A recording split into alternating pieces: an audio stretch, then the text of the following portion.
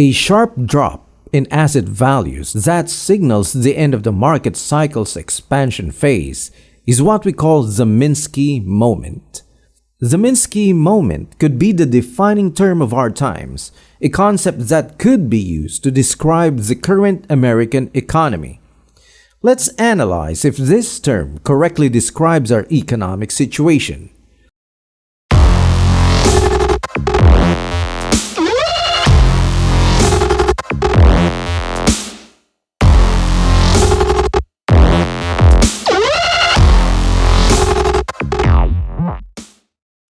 A Minsky moment, according to PIMCO's Paul McCulley, happens after a long period of consistent prosperity and gains, a time that distorts risk perception and as a result promotes extreme leverage, forcing investors to use borrowed money rather than cash for what can only be described as civilized gambling. Look around and evaluate the facts, and you'll recognize that many of the factors associated with Minsky moments can be found in our current economy. The first qualifying condition: we all know that the stock market has enjoyed a 13-year-long bull run, with only 2 years in that stretch resulting in negative gains. The S&P 500 has gained over 500% with just minor drawdowns since 2009. This was made possible by the U.S. Federal Reserve, which enacted a policy of 0% interest and extreme QE, or quantitative easing, in order to essentially heal this country of recessions and depressions. However, much as alcohol numbs the suffering, when you return to reality, the headache sets in, causing anguish and misery. In the economy, the same principle applies. When the celebration ends, the suffering begins. Many people can see that the music is slowing down, the guests are leaving, and closing time is approaching. We currently have a Federal Reserve that has run out of ammunition, is unable to decrease interest rates any further, and is politically unable to print additional money. Meanwhile, the CPI or inflation just hit a 40-year high of 7.5%, and it's beginning to look like they are losing control. Jerome Powell is begging for a soft landing, and the next few months will prove to be critical. On television shows like CNBC, a number of experts have expressed their concerns. Mohamed El Irian was recently in the news. Some shocking remarks about Fed policy and why he believes they may have lost the narrative with investors who believe the Fed is panicking. Take a look at this. Inflation at 7.5%. Now, I don't know whether you think they will turn around at 3 p.m. Eastern later this afternoon and say, you know what, we're just going to stop QE now. Do you think they should?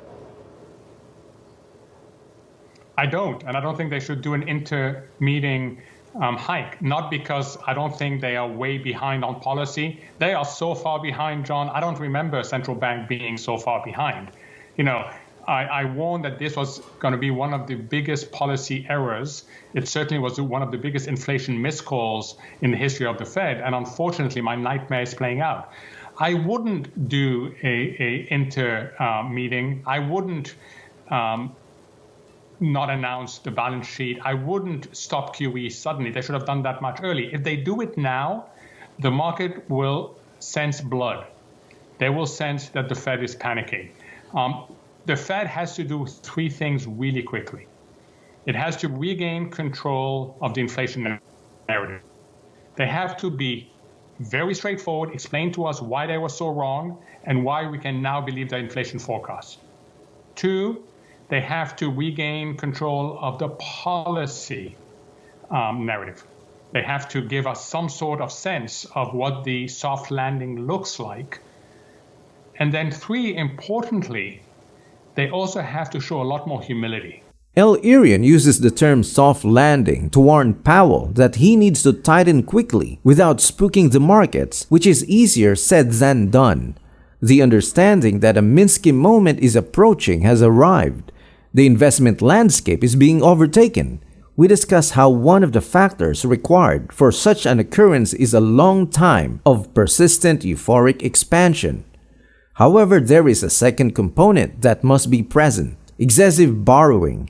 During bull markets, investors that engage in aggressive speculation generally take on additional credit risk, which simply means borrowing money to make even more money. In other words, leverage. And while leverage can help you multiply your gains should the market turn in the opposite direction, it can and will wipe you away. Following the Great Depression, there were strict rules limiting how much money could be borrowed to buy and sell securities. Big banks and institutions have created hundreds, if not thousands, of loopholes to get past these restrictions over time through lobbying and other means. The practice of borrowing large sums of money to buy stocks and derivatives has become commonplace. Imagine if a bank gave you an infinite loan. You could go to a casino and max bet every spin at the roulette wheel, increasing your bet for every loss. Soon you'll start to realize that the martingale strategy works if you, in theory, have an unlimited amount of money.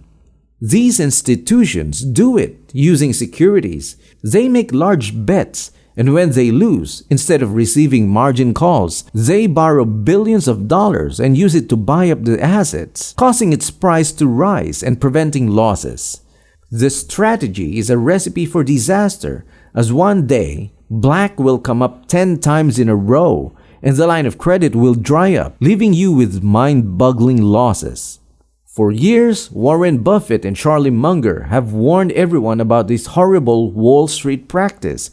They sat down for an exclusive conversation in 2020 and talked about the perils of leverage and how it has taken over today's markets. But before I show you, please hit the like button and subscribe. Now back to the video. The people who are making money out of this unreasonable extension of credit argue for it, and nobody's speaking against it. Now, last time around, we got the correct regulation that came and stayed for a long time on margin debt, only because we had the worst depression in the history of the English-speaking world. That's what it took to get a little sense into the politicians. This time around, it just the total return swap. So what fixes it, though? I mean, there have been suggestions that there needs to be more transparency. There needs to be really a crackdown on allowing people to lever up like this. What's the answer? The correct answer was never to have allowed most of this stuff to start. But you allow the wrong kind of stuff to start, and it runs on you. It is tough to be, very, very, very tough to be a regulator. To really go after the big stuff, you're attacking the profit center of institution after institution after institution. The prime brokerage thing, by its nature, means you're specializing in lending to the big swingers.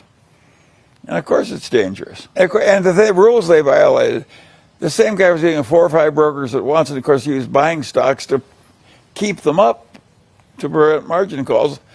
And once you start doing that, you're headed for an ugly ending, and of course it happened. But do you think that it would take a systemic breakdown before changes would actually get implemented again, like you referenced with the Great Depression? The last time it took the worst depression in the English-speaking world in all history. That's what it took to get the last correction. So going back to the Minsky moment, both variables are in place.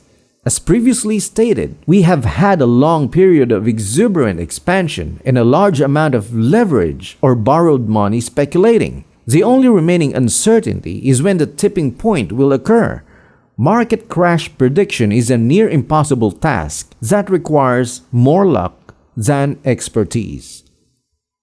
Many well-known investors such as Michael Burry and Jeremy Grantham have criticized the markets and predicted a market catastrophe. They've been wronged for over a year, and while the scary metrics they're referring to are definitely glowing red, the stock market may stay irrational far longer than you can stay solvent.